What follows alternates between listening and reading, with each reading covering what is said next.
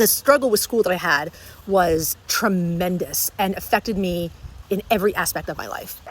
High school was not easy for me. School in general was not easy for me.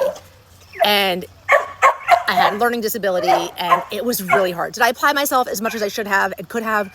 No, but I felt so overwhelmed with having to study 10 times harder than everybody else just to get a C or a B that it really makes you lose your self-confidence. And it affected me tremendously.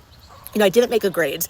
I got into 2 colleges out of all of the ones that I applied for. And it was really hard. And I had very little self-confidence at that point.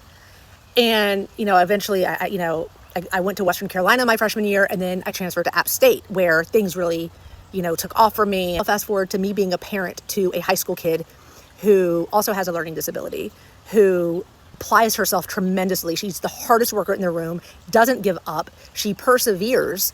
And I find myself parenting her the way I needed to be parented. And it's really hard for me to remember we are not the same person, even though we have the same challenges in school, that she is capable of so much and she's proving that she's able to accomplish her goals. But now that she's in her junior year, it's really, really hard for me because I'm putting this pressure on her that I felt in high school that I wouldn't wish on anybody. The other day, when I question her, when she comes home with a test that she got a B on, and my question is, well, why wasn't it an A? Or what could you have done differently to get an A? It makes her feel like that B wasn't good enough. And it affects her self-confidence. And so hard as a parent to navigate this because you understand the ramifications of what it looks like if you don't do well in high school and how limited your choices are for college. And I don't want her to make the same mistakes that I made. And trying to protect her from this, I think I've done more damage than protection. A really hard thing for me to navigate through. And I always say, I don't want to give my kids a childhood that they have to recover from.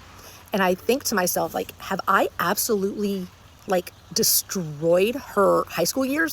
Is she going to tell her kids about the amount of pressure and stress that I put on her to make good grades? She shouldn't feel guilty coming home with a B test grade.